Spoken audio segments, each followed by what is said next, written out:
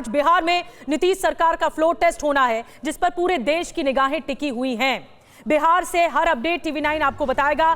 क्या आज एनडीए पास होगी, ये बड़ा सवाल है। वहीं किसानों के दिल्ली मार्च को लेकर आज दिल्ली में भी टेंशन हाई है। कई बॉर्डर सील हैं तो कई जगहों पर रूट डाइवर्ट किए गए हैं। हर बॉर्डर पर TV9 रिपोर्टर इस वक्त तैनात है, वहां से भी हर अपडेट आप तक पहुंचाएंगे। और इसके अलावा 9 बजे की तीसरी बड़ी खबर कतर से होगी, जहां प्रधानमंत्री मोदी की बड़ी कूटनीतिक जीत हुई है। वहां जिस तरह से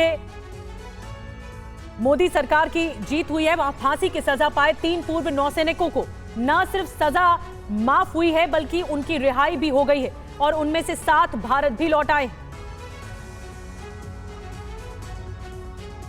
तो सबसे पहले बात करेंगे बिहार की। आज बिहार की सियासत के लिए काफी बड़ा दिन है। नीतीश सरकार की आज बहुमत परीक्षा है, बहुमत साबित करना है। लेकिन इससे पहले बड़ा सियासी ड्रामा भी हो रहा है। रात भर पटना में हलचल होती रही। आरजेडी और कांग्रेस अपने अपने विधायकों को होटल में रुकवाए हुए हैं, ठहराए हुए हैं और बीजेपी के विधायक डिप्टी सीएम के घर पर हैं। तो वहीं देर रात अचानक पुलिस तेजस्वी के आवास पर पहुंच गई, जिससे बड़ा बवाल खड़ा हो गया। खबर यह आई कि 4 जेडीयू एमएलए लापता हैं, लेकिन यह मिस्ट्री सुलझ गई है। हालांकि जेडीयू एमएलए संजीव सिंह के समर्थक बवाल काट रहे हैं। कुल मिलाकर आज का दिन बिहार के लिहाज से, बिहार की सियासत के लिहाज से बेहद बड़ा और बेहद अहम। और बिहार में आज नीतीश सरकार का फ्लोर टेस्ट होना है। विधानसभा में बहुमत साबित करेंगे CM Nitish Kumar. Floor test को लेकर पटना में सियासी हलचल भी तेज है। लगातार सियासत गर्माती जा रही है क्योंकि आज बहुमत साबित करने का दिन है। वो परीक्षण जिसका इंतजार किया जा रहा था। विधानसभा में सुबह 11 बजे बजट सत्र की कार्यवाही शुरू होगी और फिर उसके बाद 11:30 बजे बताया जा रहा है कि फ्लोर टेस्ट होगा। पटना में हलचल जबरदस्त है और नीतीश का फ्लोर टेस्ट बड़ा है। इससे जुड़ा अपडेट क्या मिल रहा है, रवि के पास चलते हैं। बिल्कुल, जल्दी से बड़े अपडेट्स पर एक नजर डालते हैं। तो आज नीतीश सरकार का फ्लोर टेस्ट है। जी हां, आज बहुमत साबित करना है। स्पीकर के खिलाफ अविश्वास प्रस्ताव संभव है और पटना में जगह जगह तेजस्वी के समर्थन में पोस्टर्स लगाए गए हैं। उधर राजभवन में लीगल एडवाइजर की पूरी टीम बदली गई है। तेजस्वी आवास पर जमे हैं सभी आरजेडी विधायक। उधर कांग्रेस विधायक पटना के होटल में रुके हुए हैं। जेडीयू विधायक भी पटना के होटल्स में रुके हुए हैं। बीजेपी विधायक डिप्टी सीएम विजय सिन्हा के आवास पर रुके हुए हैं। तो एक तरीके से विधायकों की किलेबंदी की गई है। अपने अपने विधायकों को सुरक्षित रखा जा रहा है कि आखिरी वक्त में कहीं कोई सेंध न लगा ले। और इस बीच एक और बड़ी खबर मिल रही है। जेडीयू विधायक संजीव सिंह के समर्थकों का आरोप सामने आया। नवादा में पुलिस सुरक्षा में जेडीयू विधायक संजीव सिंह हैं डिटेन किया गया। पुलिस ने विधायक संजीव सिंह को जबरन रोका है। वन विभाग के गेस्ट हाउस में पुलिस सुरक्षा में रखा गया है, जो जानकारी मिल रही है। आरोप लगा रही है जेडीयू कि इस तरह पुलिस सुरक्षा में उन्हें रखा गया है। नवादा में पुलिस सुरक्षा में जेडीयू विधायक इस वक्त हैं संजीव सिंह। वन विभाग के गेस्ट हाउस में उन्हें रोका गया है और आरोप भी जेडीयू का सामने आया। जेडीयू विधायक संजीव सिंह के समर्थकों का आरोप है कि जबरन रोक के रखा गया उन्हें। और इस बीच खबर यह भी है कि तेजस्वी के आवास से बाहर निकल गए हैं चेतन आनंद। विधायक चेतन आनंद अपने आवास पर पहुंच चुके हैं। कल चेतन आनंद के भाई ने उनके लापता होने की शिकायत की थी और शिकायत के बाद तेजस्वी के घर के बाहर पुलिस भी पहुंच गई थी। काफी देर तक वहां पर पुलिस के साथ बहस होती रही तेजस्वी के समर्थकों के साथ। हालांकि पुलिस लौट गई और अब खबर आ रही है कि चेतन आनंद वहां से निकलकर अपने आवास पर जा चुके हैं। देखिए, राजद के लोग दिन में ही हसीन सपने देख रहे हैं। उनके सपने अधूरे रहेंगे। जो ख्वाब उन्होंने देखा है वो सब अधूरा रहेगा। नीतीश कुमार जी के नेतृत्व में एनडीए सरकार बहुमत प्राप्त करेगी। अपनी फिक्र करे राजद और कांग्रेस, वो विधायकों को बांध कर रखे हुए हैं। हमारे विधायक प्रशिक्षण ले रहे हैं। ये अंतर है। नहीं, हम तो कम से कम कार्यशाला के नकली नाम से नहीं ले गए। हम तो अपने विधायकों, हम तो उनमें से नहीं जिनके यहाँ भोज में लोग नहीं पहुंचे। हमारे सारे विधायक, महागठबंधन दल के सारे नेता हैं, सब मेरे साथ खड़े हैं। ऐसी एकजुटता है और वो एकजुटता सिर्फ मैं इसलिए तो आपको संदेश मैंने सर्वोच्च न्यायालय के इस जजमेंट को आपके सामने रखने का उद्देश्य एकमात्र था। आप लोग कुछ भी इसका इंटरप्रिटेशन करें। सरकार को अविश्वास प्रस्ताव स्पीकर पर पास कराने के लिए सर्वोच्च न्यायालय के निर्देश के अनुसार 122 सदस्य चाहिए। हम उनको शुभकामनाएं देते हैं। तो मनोज झा को आपने सुना, आरजेडी के नेता। और इस बीच मृत्युंजय तिवारी से भी बात की हमारे सहयोगी पंकज झा ने। आइए सुनते हैं क्या कह रहे हैं मृत्युंजय तिवारी। बिहार में आज फैसले का दिन है। दोनों ही तरफ से दावे किए जा रहे हैं कि खेला होगा। सवाल उठता यह है कि आज आखिर क्या होगा। विधानसभा में आज तय होगा कि आखिर सरकार बची रहेगी या चली जाएगी। और आरजेडी की तरफ से तमाम दावे किए जा रहे हैं। तेजस्वी यादव ने ही कहा था 28 जनवरी को कि खेला तो अब शुरू होगा। हमारे साथ आरजेडी के प्रवक्ता मृत्युंजय तिवारी हैं। मृत्युंजय जी, खेला तो आरजेडी के साथ ही होने लगा है। चेतन आनंद चले गए अपने घर। नहीं, कोई खेला हमारे साथ नहीं हो सकता है। सत्य परेशान हो सकता है, पराजित नहीं। हम होंगे कामयाब, मुझे पूरा है विश्वास। और जनता का जो प्यार और आशीर्वाद। पर यहाँ तो विधायकों की संख्या का मामला है, जनता का आशीर्वाद प्यार नहीं। नहीं, जनता का प्यार आशीर्वाद इसलिए हमने कहा कि जो 17 महीने में काम करके तेजस्वी यादव जी ने लकीर खींची है, तो सभी माननीय विधायकों ने ठाना है कि बिहार को बचाना है, बिहार को बनाना है, तो फिर तेजस्वी सरकार ही बनाना है। और 2-4 घंटे की मेहमान है, जो भी होगा ये फैसला हो जाएगा कि सरकार की आयु कितने देर की है। उन लोगों ने तो आप ही के कैंप में सेंधमारी कर ली। जो 2-2 दिन बैठे थे वो फिर वापस चले गए। हमारे कोई कैंप में सेंधमारी नहीं हो सकती है। ये जनता का बल है, राष्ट्रीय जनता दल गरीबों का बल है। और हमारे साथ हमारे दो सहयोगी इस वक्त पटना से जुड़े हुए हैं। हमारे साथ पंकज झा हैं और साथ ही रुपेश हैं। रुपेश के पास सबसे पहले चलेंगे। रुपेश, बहुत कम समय बचा है, आखिरी वक्त है। एक बार समझना चाहेंगे आपसे कि नंबर्स के गेम में किसका पलड़ा आखिर में भारी दिखाई दे रहा है? कुछ संकेत क्या कह रहे हैं? देखिए, संकेत तो ये कह रहे थे कि अगर 4 विधायक कल की तारीख में अगर बात करें, अगर जेडीयू के 4 विधायक गायब भी हैं और अगर वो नहीं भी आते हैं, तो ऐसे में सरकार को बहुमत पर कोई संकट नहीं था अगर वो संख्या 4 ही रह जाती। क्योंकि जेडीयू के पास, या आप कहें कि एनडीए के पास 128 विधायकों का समर्थन हासिल है और उसमें से अगर 4 माइनस होते हैं फिर भी 124 होता है। लेकिन अगर 4 गायब होते हैं, अगर वो अनुपस्थित होते हैं, तो जो बहुमत का आंकड़ा है वो 122 से 120 पर आ जाता। ऐसे में सरकार के सामने, नीतीश सरकार के सामने इस फ्रंट पे कोई संकट फिलहाल नहीं था। हाँ, एक परसेप्शन होता कि उनके नीतीश कुमार के 4 विधायक गायब हैं। अगर वो आते हैं और क्रॉस वोटिंग होती है, जो एक तरफ से आरजेडी का दावा है कि खेल होगा, क्या क्रॉस वोटिंग होगी? कल तक ये सवाल हो रहा था कि क्या क्रॉस वोटिंग होगी। लेकिन नीतीश खेमे में हलचल तब बढ़ी, उनकी नींद तब उड़ी जब विजय चौधरी के आवास पर विधायक दल की बैठक होती है और वहां 5-5 विधायक नहीं पहुंचते हैं। देर रात 1 विधायक पहुंच जाते हैं, फिर भी 4 विधायक नहीं पहुंचते हैं। उसके बाद उनकी नींद उड़ती है। अभी देखिए, झारखंड के बॉर्डर पे, रजौली बॉर्डर पे, बिहार झारखंड बॉर्डर पे डॉक्टर संजीव जो गाहे बगाहे नीतीश कुमार के खिलाफ या सरकार के खिलाफ अपनी नाराजगी जताते रहे हैं, उनको वन विभाग का जो गेस्ट हाउस है वहां रखा गया और भारी सुरक्षा व्यवस्था के बीच स्क्वाड करके उनको पटना लाया जा रहा है। वो आंकड़ा जरूरी है जो कि बहुमत परीक्षण के दौरान सामने आना चाहिए और बहुमत सिद्ध करने के लिए वो जादुई आंकड़ा मेजॉरिटी का आना चाहिए। पंकज झा भी हमारे साथ रोविंग एडिटर भी जुड़े हुए हैं। पंकज, ये जो जेडीयू के भीतर डर पनपा है कि क्रॉस वोटिंग हो सकती है, ये कब सामने आया? क्योंकि आरजेडी क्या कोई खेला हो सकता है आज सदन के अंदर? क्या ऐसा लगता है या फिर ऑल इज वेल है, आसान होगा एनडीए के लिए? देखिए, एक बात तो यकीन मान लीजिए कि मैं नीतीश कुमार के घर पर हूं और यहां से पूरी मॉनिटरिंग की जा रही है। और सबसे बड़ी बात यह है कि जो जिस कैंप में साथ दिख रहा है, उसके अलावा भी फ्लोर पे क्या होगा कहा नहीं जा सकता। इन सब की शुरुआत तब हुई जब तेजस्वी यादव ने कहा कि खेल तो तब शुरू हुआ है। हालांकि आरजेडी के सारे विधायक 1-2 मामलों को छोड़कर देख लें, जैसे नीलम देवी को, तो सारे इंटैक्ट हैं। शुरुआत वहां से हुई जब जेडीयू की मीटिंग में पहले 7 विधायक और फिर कल जैसा कह रहे थे ना रुपेश कि 5 विधायक नहीं जुटे हैं। लेकिन 122 का जो जादुई आंकड़ा है, बहुमत का आंकड़ा है, उसको लेकर के एनडीए आश्वस्त नजर आ रही है। फ्लोर पर अगर कुछ हो जाए, अगर करिश्मा, तो वो अलग बात है। लेकिन फिलहाल लग रहा है कि सरकार के ऊपर में, नीतीश सरकार के ऊपर में कोई संकट ऐसा दिख नहीं रहा, अगर कोई चमत्कार ना हो जाए तो। बिल्कुल, और यही इसी चमत्कार की उम्मीद में शायद राजद के समर्थक भी हैं। हम लगातार आप लोगों के पास आते रहेंगे हर अपडेट के लिए। फिलहाल बहुत बहुत शुक्रिया आप दोनों का हमसे जुड़ने के लिए, हमसे बातचीत करने के लिए। जी अब आगे बढ़ते हैं। प्रधानमंत्री मोदी की कूटनीतिक जीत हुई है। कतर में सजा पाए 8 पूर्व नौसैनिकों की हुई रिहाई के बाद 7 भारतीय स्वदेश पहुंचे।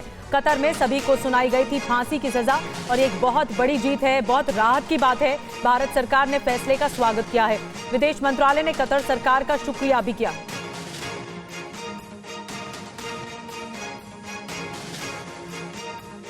तो रिहाई के बाद 7 भारतीय स्वदेश पहुंचे और ये बहुत बड़ी कूटनीतिक जीत है। फांसी की सजा सुनाई गई थी, फिर उसके बाद एक लंबी लड़ाई के बाद, एक लंबी कानूनी लड़ाई के बाद फांसी की सजा को माफ किया गया। एक बड़ी कूटनीतिक जीत भारत सरकार की और भारत फिर वापस लौटे पूर्व नौसैनिक, पूर्व नेवी ऑफिसर्स जो हाथ वेव करते हुए अभिवादन कर रहे हैं कि अपने वतन वापस लौटे हैं।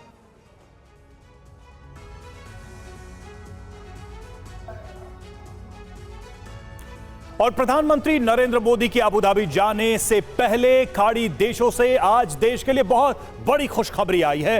कतर में फांसी की सजा पाए पूर्व 8 नौसैनिकों की फांसी की सजा माफ हो गई है, उन्हें रिहा भी कर दिया गया है। इस कूटनीतिक जीत के बाद भारत पहुंचे 7 नौसैनिकों ने भी माना कि यह मोदी सरकार की मजबूत इच्छा शक्ति का नतीजा है। यहाँ पे वाकई बहुत खुशी हो रही है कि वापस इंडिया पहुंच गए हम सेफ एंड साउंड। और definitely honourable prime minister Shri Modi को धन्यवाद करना चाहेंगे कि उनके पर्सनल इंटरवेंशन से ये पॉसिबल हुआ और गवर्नमेंट ऑफ कतार के हिज एक्सेलेंसी द अमीर को कि उन्होंने ये होने दिया। Without the intervention of Prime Minister Modi, it wouldn't be। आज हम आपके सामने खड़े नहीं हो रहे होते अगर इंटरवेंशन नहीं होता at that level, highest level. And specially government of India, उनके अथक प्रयास से कि वो कंसिस्टेंटली लगे रहे and we are there in front of you. Very thankful to the government and prime minister Modi कि हम लोग बाहर आ सके और वापस अपने कंट्री में आ सके। वाले दिन का हम बहुत दिनों से वेट कर रहे थे और प्राइम मिनिस्टर मोदी और उनका पर्सनल इंटरवेंशन, उनका इंटरेक्शन, और एक और मौका लेना चाहता हूं कि थैंक करूंगा अमीर को कतर के, जिनके उनके इंटरेक्शन के कारण आज हम यहां खड़े हैं। और अंजू निर्वाण हमारे साथ हमारी सहयोगी जुड़ चुके हैं। अंजू, निश्चित तौर पर यह जो सफलता है भारत की बढ़ती कूटनीतिक ताकत का एक और प्रमाण है, जैसा कि जो अधिकारी लौटे हैं वो भी ये मान रहे हैं कि सरकार की इच्छा शक्ति का नतीजा है। लेकिन इसमें की पॉइंट्स क्या रहे भारत की सफलता के पीछे? जी देखिए, मैं आपको यहाँ पर ये बताना चाहूँगी कि जिस तरीके से इन्हें गिरफ्तार किया गया था साल 2022 में कतर में इन 8 पूर्व नौसेना के अधिकारी को गिरफ्तार किया गया था।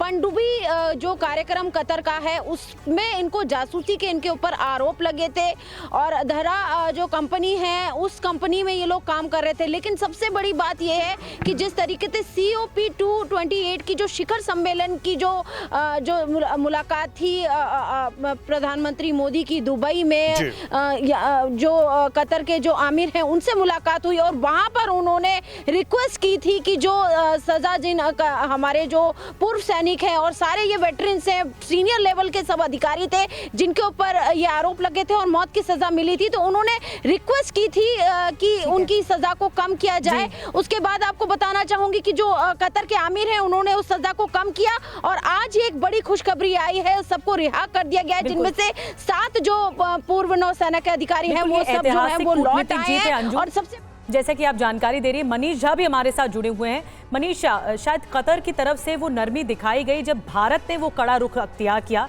और इसी वजह से आधिकारिक तौर पर बातचीत आगे बढ़ी और जेल से रिहाई हो पाई और अपनी वतन वापसी हो पाई। बिल्कुल, देखिए ये अपने आप में एक अनोखा मामला है और मुझे लगता है कि दुनिया का शायद ही कोई देश हो जो महज 3-3.5 महीने के भीतर अपने उन नागरिकों को जिन्हें फांसी की सजा मिल गई थी उस मुल्क में, उन्हें वापस अपने घर ले आया। ये अपने आप में अप्रत्याशित है, नामुमकिन को मुमकिन करने वाली बात है, जो कि प्रधानमंत्री मोदी की डिप्लोमेसी का आप कहें कि नतीजा है। वरना अगर आप देखें कि इजराइल में जो लोग हमास के कब्जे में हैं आज उसमें से 137 आज तक रिहा नहीं हो पाए, लेकिन यहाँ देखिए कि 26 अक्टूबर को फांसी की सजा होती है, नवंबर महीने में अपील की जाती है, दिसंबर में प्रधानमंत्री मोदी और कतर के अमीर की मुलाकात होती है और फरवरी महीने में 8 के 8 रिलीज हो चुके होते हैं और उसमें से 7 स्वदेश हो चुके हैं। लेकिन इस लड़ाई के बहुत सारे ऐसे पहलू हैं। जब 2022 में इन्हें अरेस्ट किया गया था, उस वक्त उनमें से हर एक को नहीं पता था कि उनके साथी अरेस्टेड हैं, और उन 8 को अलग अलग सेल में रखा गया था, उन्हें टॉर्चर किया गया था, उनके बारे में कोई जानकारी नहीं दी गई थी। कतर बेहद हॉस्टाइल कंट्री था। लेकिन जब भारत सरकार को पता चला, उसके बाद भारत सरकार ने कमान संभाली और परिणाम देखिए कि फरवरी 2024 बिल्कुल। और ये जो परिणाम है मनीष, ये जो नतीजे हैं, ये एक बार फिर से ये साबित करते हैं कि भारत की अंतर्राष्ट्रीय कूटनीतिक दुनिया में कैसी धमक है, कैसी ताकत बढ़ी है, कैसी अहमियत बढ़ी है। शुक्रिया आप दोनों का हमसे जुड़ने के लिए और इस पर जानकारी देने के लिए।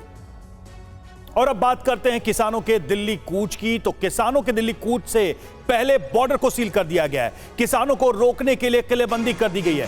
दिल्ली बॉर्डर पर बैरिकेडिंग लगाई गई है। सीसीटीवी ड्रोन से निगरानी की जा रही है। दिल्ली में भी कई इलाकों में धारा 144 लागू है। ट्रैक्टर ट्रॉली के प्रवेश पर फिलहाल प्रतिबंध लगा दिया गया।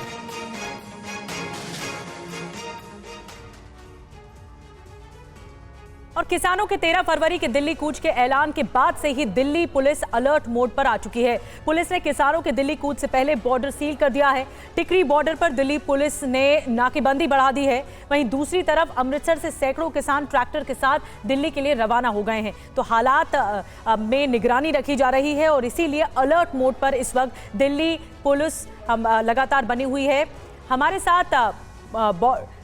साथ शालिनी जुड़ रही है, हमारी सहयोगी बॉर्डर के इलाके से जुड़ रही हैं। और कई किसान, सैकड़ों के किसान दिल्ली कूच की तैयारी कर रहे हैं। चंडीगढ़ से भी आ रहे हैं, पंजाब से, हरियाणा से भी आ रहे हैं।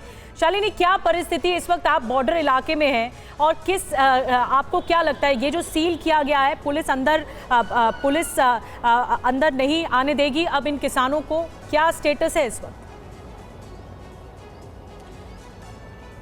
बिल्कुल, मैं दिखा रही हूँ आपको तस्वीरों में। मैं इस वक्त गाजीपुर बॉर्डर पर हूँ। यहाँ पर देखिएगा किस तरह से सिक्योरिटी है, वो चाहे दिल्ली पुलिस हो या फिर पैरामिलिट्री, हर तरफ देखिएगा आपको जवान तैनात मिलेंगे। और बैरिकेडिंग, कई लेयर में बैरिकेडिंग लगाई गई है।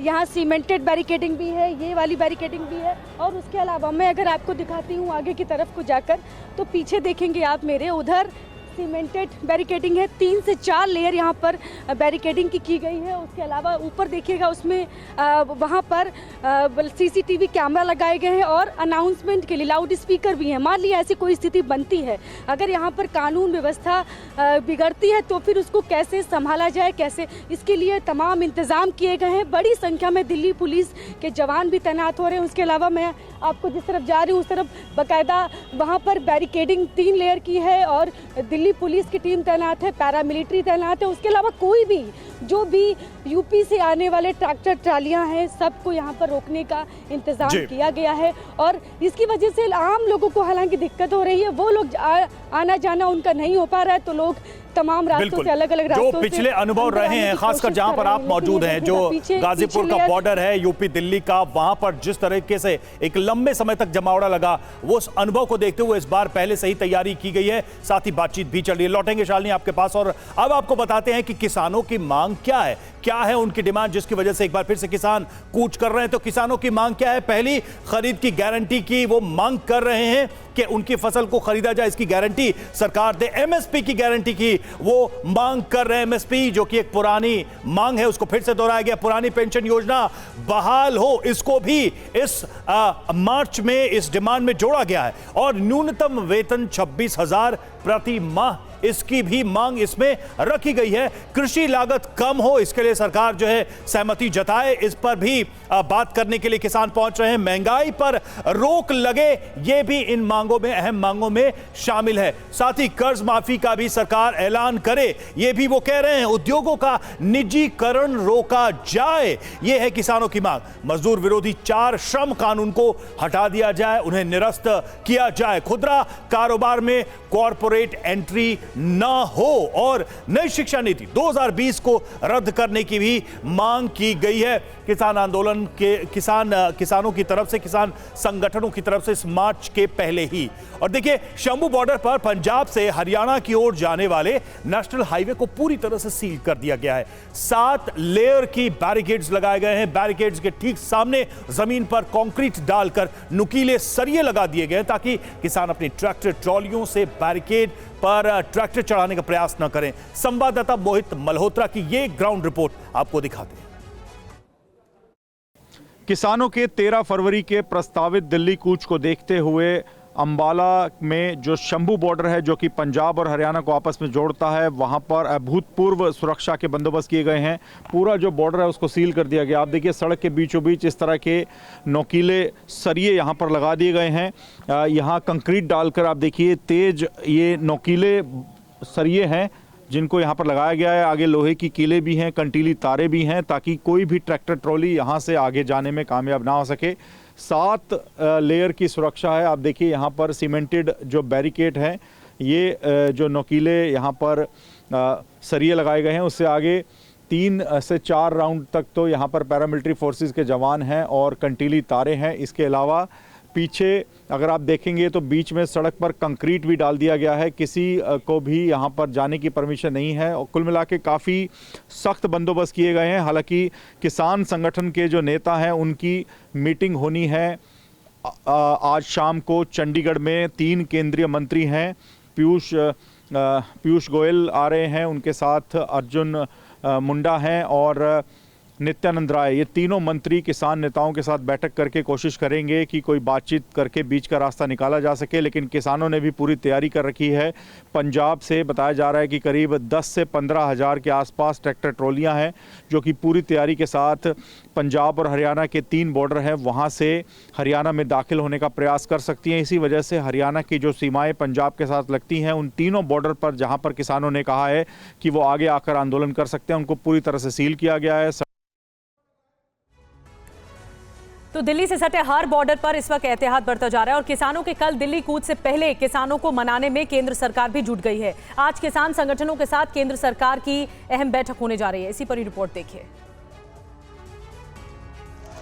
किसानों के दिल्ली मार्च से पहले केंद्र सरकार किसान संगठनों को मनाने की कोशिश कर रही है। किसान नेताओं के साथ केंद्र सरकार के 3 मंत्री आज बैठक करेंगे। केंद्रीय मंत्री पीयूष गोयल, नित्यानंद राय और अर्जुन मुंडा को किसानों के साथ बातचीत करने और उनकी समस्याओं का समाधान निकालने की जिम्मेदारी सौंपी गई है। किसान नेताओं के साथ केंद्र के मंत्रियों की ये अहम बैठक आज चंडीगढ़ में होगी। गुरुवार की पहली मीटिंग में किसान नेताओं के सामने सरकार की तरफ से कुछ प्रस्ताव रखे गए थे। उसी दिन सरकार की तरफ से कहा गया था कि इस मामले में एक बैठक और होगी। किसानों के साथ होने वाली इस बैठक में पंजाब के मुख्यमंत्री भगवंत मान के भी शामिल होने की संभावना है। सीएम भगवंत मान पिछली बैठक में भी शामिल हुए थे। किसानों की मांगे पूरी न होने से उनमें काफी नाराजगी है। किसान संगठनों ने अपनी मांगों को मनवाने के लिए 13 फरवरी को दिल्ली चलो मार्च का आह्वान किया है। किसान संगठन फसलों के न्यूनतम समर्थन मूल्य की गारंटी के लिए कानून बनाने सहित कई मांगों को लेकर आंदोलन पर अड़े हैं। गाजीपुर बॉर्डर, टिकरी बॉर्डर, सिंघू बॉर्डर, तमाम बॉर्डर्स पर सुरक्षा व्यवस्था कड़ी की जा रही है। और राज्यसभा चुनाव के लिए पश्चिम बंगाल की मुख्यमंत्री ममता बनर्जी ने भी अपना दांव खेल दिया है। टीएमसी ने पश्चिम बंगाल से राज्यसभा की 4 सीटों के लिए अपने उम्मीदवारों की घोषणा कर दी। इंडिया गठबंधन को ममता बनर्जी ने एक और झटका दे दिया। ममता बनर्जी की पार्टी टीएमसी ने पश्चिम बंगाल से राज्यसभा की 4 सीटों पर अपने उम्मीदवारों के नाम की घोषणा कर दी। पार्टी ने कांग्रेस नेता और वरिष्ठ अधिवक्ता अभिषेक मनु सिंघवी के लिए कोई रियायत नहीं बरती। तृणमूल कांग्रेस ने आगामी राज्यसभा चुनाव के लिए पत्रकार सागरिका घोष के अलावा नदीमुल हक को टिकट दिया है। वहीं पार्टी ने सुष्मिता देव को भी एक बार फिर से राज्यसभा जाने का मौका दिया है। इसके अलावा मथुआ समाज की ममता बाला ठाकुर को भी टीएमसी ने राज्यसभा उम्मीदवार बनाया है। दरअसल ममता बनर्जी भले ये कहती आई हैं कि वो इंडिया गठबंधन का हिस्सा है, लेकिन पहले उन्होंने कांग्रेस के साथ सीट शेयरिंग का समझौता टूटने पर पश्चिम बंगाल की सभी 42 लोकसभा सीटों पर अकेले चुनाव लड़ने का ऐलान कर दिया। उसके बाद राज्यसभा की टीएमसी के खाते में आने वाली 4 सीटों पर भी अपने उम्मीदवार घोषित कर दिए। जबकि साल 2018 में कांग्रेस के कम विधायक होने के बावजूद ममता बनर्जी ने अभिषेक मनु सिंघवी को अपना समर्थन देकर कांग्रेस के टिकट पर राज्यसभा भेजने में मदद की थी। और इंडिया गठबंधन से एक के बाद एक घटक दल दूर होते जा रहे हैं या फिर चुनावी मैदान में बिना गठबंधन के उतर रहे हैं। दिल्ली में भी आम आदमी पार्टी गठबंधन को झटका लग गया है। पंजाब के बाद दिल्ली में भी आम आदमी पार्टी अकेले दम पर चुनाव लड़ने के मूड में है। रविवार को पंजाब के तरनतारन की रैली में अरविंद केजरीवाल ने दिल्ली की 7 सीटों पर जीत का दावा करते हुए इस बात को साफ भी कर दिया। दोस्तों, दिल्ली के लोगों ने इस बार ठान लिया है, दिल्ली में 7 लोकसभा की सीट हैं। दिल्ली के लोगों ने ठान लिया, 7 की 7 सीट इस बार आम आदमी पार्टी को देंगे। अरविंद केजरीवाल ने तरन में घोषणा की कि उनकी पार्टी अगले 2 हफ्तों में पंजाब की सभी 13 लोकसभा सीटों और चंडीगढ़ सीट के लिए अपने उम्मीदवारों की घोषणा कर देगी। रविवार को आम आदमी पार्टी के राष्ट्रीय संयोजक और दिल्ली के मुख्यमंत्री अरविंद केजरीवाल तरन पहुंचे और यही वही मंच है जहां पर उन्होंने बताया कि किस तरीके से घाटे में चल रहे प्लांट को पंजाब सरकार ने न सिर्फ टेक ओवर किया बल्कि उसमें पैसे भी बचाए। पंजाब में आम आदमी पार्टी और कांग्रेस अलग अलग लड़ रहे हैं, उसी तरीके से दिल्ली में भी आम आदमी पार्टी और कांग्रेस जो है अलग अलग चुनाव लड़ सकते हैं। उधर दिल्ली के सीएम अरविंद केजरीवाल आज अपने परिवार के साथ अयोध्या जाएंगे और रामलला के दर्शन करेंगे। देखिए ये रिपोर्ट। रामलला की प्राण प्रतिष्ठा के बाद दिल्ली के मुख्यमंत्री अरविंद केजरीवाल अपने परिवार के साथ आज अयोध्या में भव्य राम मंदिर के दर्शन के लिए जा रहे हैं। अयोध्या में रामलला के दर्शन के दौरान अरविंद केजरीवाल के साथ पंजाब के मुख्यमंत्री भगवंत सिंह मान भी मौजूद रहेंगे। भगवंत सिंह मान भी अपने परिवार के साथ अयोध्या जा रहे हैं। पहले ये कहा जा रहा था कि दिल्ली के सीएम किसी दिन अयोध्या जाकर रामलला के दर्शन करेंगे, लेकिन तारीख को लेकर कुछ तय नहीं था। रविवार को आम आदमी पार्टी ने यात्रा की तारीख को लेकर भी इसकी पुष्टि कर दी। सीएम केजरीवाल ने 22 जनवरी को हुए राम मंदिर प्राण प्रतिष्ठा में हिस्सा नहीं लिया था। उनसे इस बारे में सवाल भी पूछे गए थे। इस पर केजरीवाल ने कहा था कि वो किसी दिन राम मंदिर के दर्शन करने जरूर जाएंगे। इससे पहले रविवार को यूपी के सीएम योगी आदित्यनाथ सूबे के मंत्रियों और विधायकों के साथ अयोध्या में रामलला के दरबार में पहुंचे थे। इस दौरान बीजेपी के अलावा अन्य पार्टियों के विधायक भी बसों से अयोध्या पहुंचे थे।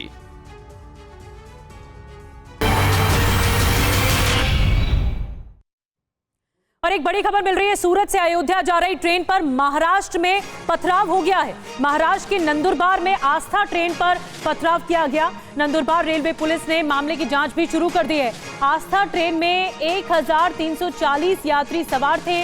पथराव होते ही यात्रियों ने ट्रेन की खिड़कियां भी बंद की।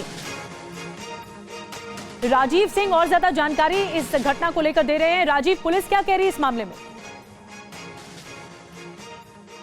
देखिए, इस पूरे मामले की जांच जो है जीआरपी कर रही है। नंदुरबार जीआरपी साथ साथ में सिटी पुलिस को इस घटना के बारे में सूचित किया गया है। दरअसल सूरत, गुजरात के सूरत से ये ट्रेन निकली थी जो कि अयोध्या जा रही थी। जो रेलवे मिनिस्ट्री द्वारा स्पेशल ट्रेनें चलाई जा रही है अयोध्या में रामलला के दर्शन करने के लिए। और ये सूरत से निकलने के बाद जैसे ही महाराष्ट्र की सीमा में नंदुरबार डिस्ट्रिक्ट, गुजरात बॉर्डर और महाराष्ट्र बॉर्डर के आगे जो नंदुरबार डिस्ट्रिक्ट आता है वहां पर एंट्री की, तो कुछ अज्ञात लोगों ने पथराव किया और इस वजह से जो लोग अंदर ट्रेन में बैठे थे पैसेंजर वो पैनिक हो गए। ट्रेन के अंदर भगदड़ सी मच गई। कुछ लोगों ने खिड़कियां बंद कर ली।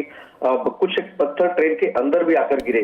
हालांकि इस पूरी घटना के सामने आने के बाद लोगों ने कंट्रोल को भी कॉल किया, रेलवे को कॉल किया, लेकिन अभी किसी के हताहत होने की जानकारी ऐसी नहीं है। लेकिन घटना, जिस तरह से पूरी घटना हुई कि एक आस्था स्पेशल ट्रेन चलाई जा रही है, उसमें पैसेंजर पर ट्रेन पर पथराव करने की कोशिश की गई, वो अपने आप में एक चौंकाने वाला और कह सकते हैं कि इस तरह की घटना है जिसकी शायद उम्मीद नहीं रही होगी। लेकिन इस पूरी घटना को लेकर अब जीआरपी और साथ साथ में सिटी पुलिस भी जांच कर रही है। नंदुरबार के एसपी का भी ये कहना है कि चूंकि जहां पर पथराव हुआ है उस जगह पर क्या कोई प्रत्यक्षदर्शी था, इस तरह की भी जानकारी इकट्ठा की जा रही है। और जो हमलावर थे, आपका जानकारी देने के लिए तो गनीमत ये रही कि कोई यात्री घायल नहीं हुआ है। यात्रियों ने समय पर खिड़कियां बंद कर दी। आगे बढ़ते हैं। सियासत की पिच पर गुगली फेंकने वाले कांग्रेस नेता नवजोत सिंह सिद्धू एक बार फिर सुर्खियों में है। कांग्रेस के राष्ट्रीय अध्यक्ष मल्लिकार्जुन खड़गे की पंजाब में हुई रैली से नदारद रहे सिद्धू को लेकर अब सियासी अटकलें लगाई जा रही हैं।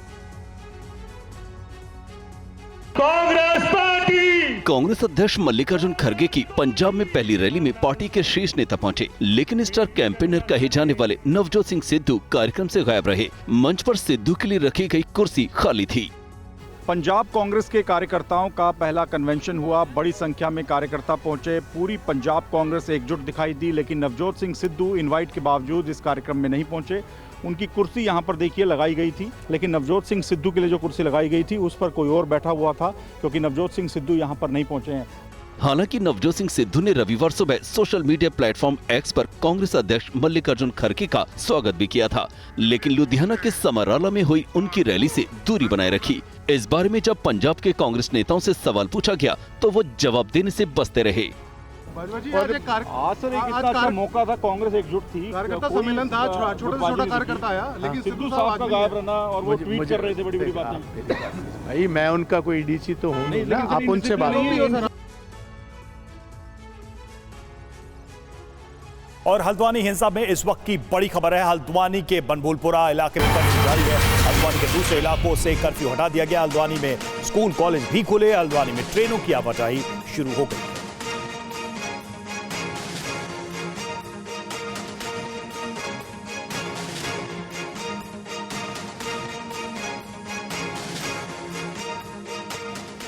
आप देख सकते हैं कि तमाम जो मुसाफिर हैं वो ट्रेनों के ज़रिए अब हल्द्वानी स्टेशन पर उतर रहे हैं, लेकिन उनके साथ मजबूरी ये है, दिक्कत ये है कि वहाँ पर ना कोई कुली मिल रहा है, ना कोई रिक्शे वाला मिल रहा है, और इसलिए कई किलोमीटर तक ये सामान लेकर के उनको खुद ही जाना पड़ रहा है। कहाँ से आए हैं आप? बनारस से आ रहे हैं। तो कोई रिक्शा, कोई कुली? कुछ नहीं, कोई साधन नहीं है। कोई साधन नहीं है, कोई कुली, कोई साधन नहीं। हिंसा हुई यहाँ पर, लेकिन उस हिंसा की जो परेशानी है वो लोगों को झेलनी पड़ी है। मैम, आप भी पूरा सामान ढो करके काफी लंबा सफर कर रहे हैं। सर, बहुत दिक्कत हुआ आने में, दिक्कत हो रही है, हाथों में भी दर्द हो रहा है। दर्द हो रहा है। आप देखिए कि तमाम जो बुजुर्ग महिलाएं हैं वो भी इसी तरीके से सामान ढो करके पैदल चलने के लिए मजबूर हैं। पहले रिक्शा होता था हल्द्वानी स्टेशन के बाहर जो महिलाओं को उनकी मंजिल तक छोड़ता था, बस स्टैंड तक छोड़ता था, लेकिन आज कहीं कुछ नहीं मिला। मैम, रिक्शा वगैरह कुछ नहीं मिला स्टेशन से? नहीं भैया, तो फिर आप पे लगा सही हाँफ रही हैं। फिलहाल बनभूलपुरा इलाके में कर्फ्यू लगा हुआ है और इसके अलावा हल्द्वानी शहर के तमाम इलाकों से कर्फ्यू हटा लिया गया है। स्कूल कॉलेज आज से खुल रहे हैं, आज से यूनिवर्सिटी की परीक्षाएं भी यहां पर शुरू हो रही हैं। जनजीवन को सामान्य करने की कोशिश की जा रही है, लेकिन बनभूलपुरा इलाके की अगर बातचीत की जाए तो बनभूलपुरा में पूरी तरीके से कर्फ्यू लगा हुआ है। यहाँ से इंटरनेट सेवाएँ भी बंद की हुई हैं। किसी भी शख्स को बाहर निकलने की कोई इजाज़त नहीं है। एक अस्पताल जो बनभूलपुरा के अंदर है सिर्फ उसे खोला गया है, मेडिकल सुविधाएं दी जा रही है, और अगर किसी को कुछ इमरजेंसी है तो वो इमरजेंसी दिए गए नंबर पर कॉल करके प्रशासन को सूचना दे करके अपनी परेशानी को ख़त्म करा सकता है। और इस बीच आपको बता दें कि हल्द्वानी हिंसा का असर नैनीताल और आसपास के पर्यटन और कारोबार पर भी पड़ा है। इस घटना की वजह से सैलानियों की 50% बुकिंग रद्द हो चुकी है। देखिए रिपोर्ट। हल्द्वानी के बनभूलपुरा में हुई हिंसा की तपिश से पर्यटन कारोबार काफी प्रभावित हुआ है। नैनीताल समेत आसपास के पर्यटक स्थलों में इस वीकेंड पर करीब 50% बुकिंग रद्द हो गई है। पर्यटन कारोबार से जुड़े लोगों में इस वजह से मायूसी भी है। चाहे साताल हो, चाहे भीमताल हो, मुक्तेश्वर हो या कॉर्बेट हो, तो जब यहाँ इम्पैक्ट हुआ तो ऑटोमेटिक सेम इम्पैक्ट और जगह भी होगा हमारे हिसाब से। तो 40 to 50% बुकिंग तो कैंसिल हुई है। पर्यटन कारोबारियों की माने तो बुकिंग रद्द होने के साथ ही नैनीताल और आसपास बाहर से आने वाले सैलानी कई आशंकाओं को लेकर चिंतित हैं। हालांकि कारोबारियों का मानना है कि नैनीताल और आसपास के सभी पर्यटक स्थलों पर शांति है। इस जो घटना हुई है इससे काफ़ी असर पड़ा। कई लोग नहीं आए, कई लोगों ने अपनी बुकिंग्स भी कैंसिल कराई हैं। आगे के लिए भी लोग क्वेरी करें कि ये सेफ है आना यहाँ पर, हम यहाँ पर आए भाई, वहाँ पर कुछ गड़बड़ है, हमें आने देंगे नहीं देंगे, तो फ़र्क तो पड़ा है जी बिजनेस में। स्थानीय लोगों का मानना है कि हल्द्वानी के बनभूलपुरा में हुई घटना के बाद आने वाले कई दिनों तक पर्यटन कारोबार पर विपरीत असर पड़ने के आसार हैं। प्रधानमंत्री मोदी आज पोर्ट ब्लेयर में आयोजित होने वाले रोजगार मेले में अंडमान और निकोबार द्वीप समूह के उम्मीदवारों को नियुक्ति पत्र देंगे। इसी पर ही ये रिपोर्ट देखिए। आज के रोजगार मेला का अंडमान निकोबार द्वीप में चयनित उम्मीदवारों को आज नियुक्ति पत्र वितरित किए जाएंगे। प्रधानमंत्री नरेंद्र मोदी डिजिटल माध्यमों से नियुक्ति पत्र वितरित करेंगे। पोर्ट ब्लेयर के नेताजी स्टेडियम में रोजगार मेले का आयोजन किया जाएगा। मेले में कुल 2721 सफल उम्मीदवारों को नियुक्ति पत्र दिए जाएंगे। ग्रुप सी पदों पर चयनित सभी उम्मीदवारों को उनके नियुक्ति पत्र दिए जाएंगे। केंद्रीय राज्य मंत्री वाणिज्य और उद्योग सोम प्रकाश मुख्य अतिथि होंगे।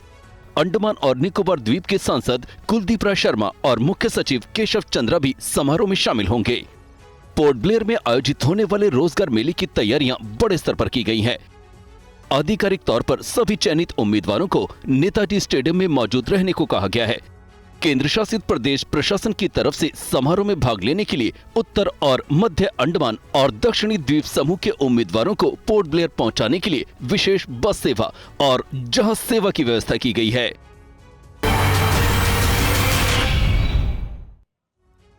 और बिहार से बड़ी खबर है, गायब जेडीयू विधायक सुदर्शन पहुंचे होटल चाणक्य। जेडीयू विधायक दल की बैठक में पहुंचे सुदर्शन। कल से लापता थे जेडीयू विधायक सुदर्शन।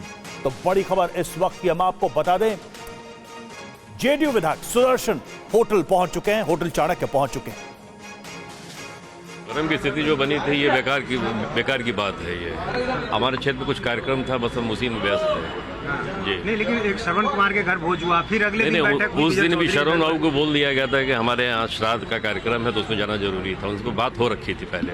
अगर आप नाराज चल रहे हैं? नहीं, किस बात से नाराज? पार्टी के एक बड़े नेता से? अरे नहीं, नाराजगी बिल्कुल किसी बात की नहीं है। तो आज प्रोटेस्ट में जी बिल्कुल साथ हैं? बिल्कुल साथ जी, नेता के साथ आज हम लोग हैं। तो अभी तो कहा जा रहा है कि कोई नाराजगी नहीं है, लेकिन असल टेस्ट तो फ्लोर पर ही होगा। वहीं फ्लोर टेस्ट से पहले विधानसभा में सिक्योरिटी टाइट कर दी गई है। आज कितने बजे विधानसभा में क्या होना है, बता रहे हैं संवाददाता रूपेश कुमार। बिहार विधानसभा में आज नीतीश सरकार का फ्लोर टेस्ट होना है। सबसे पहले बिहार विधानसभा में विधानसभा के अध्यक्ष का भाषण होगा, उनका अध्यक्षीय संबोधन होगा। उसके बाद से महामहिम राज्यपाल का संयुक्त सत्र को अभिभाषण होगा उनका, यानी कि विधानसभा और विधान परिषद के सदस्यों का विधानमंडल को संबोधित करेंगे संयुक्त अभिभाषण। और उसके बाद से विधानसभा के अंदर सदन में फ्लोर टेस्ट होना है, लेकिन उसके पहले विश्वास के पहले अविश्वास मत का प्रस्ताव पेश होगा, यानी कि बिहार विधानसभा के अध्यक्ष को हटाने का प्रस्ताव पेश होगा। अगर नौबत आई तो उसी पर वोटिंग होगी, लेकिन उसके बाद से नीतीश सरकार अपना विश्वास मत पेश करेगी, यानी कि फ्लोर टेस्ट होगा। उस पर बहस होगी। सबसे पहले नेता प्रतिपक्ष तेजस्वी यादव बोलेंगे, फिर सभी दलों को उनकी सदस्य संख्या के अनुसार वक्त दिया जाएगा और उस पर सरकार का जवाब होगा। सरकार की तरफ से संभव है नीतीश कुमार सरकार का जवाब दें और उसके बाद से वोटिंग होनी है। लेकिन उसके पहले बिहार विधानसभा के चारों तरफ सुरक्षा का कड़ा इंतजाम किया गया है। ये पहली बार होगा जब बिहार विधानसभा ही नहीं बल्कि राजधानी पटना में खास करके ये जो सियासी इलाका है, इस पूरे इलाके की जो घेरेबंदी, जो नाकेबंदी की गई है, अभूतपूर्व है। कल तो रूपेश की आपने रिपोर्ट देखी। विधानसभा के बाहर कड़ी सुरक्षा व्यवस्था इस वक्त है। अब सबको इंतजार है 11 बजने का, जब आगे विधानसभा की कार्यवाही बढ़ेगी और फ्लोर टेस्ट होगा।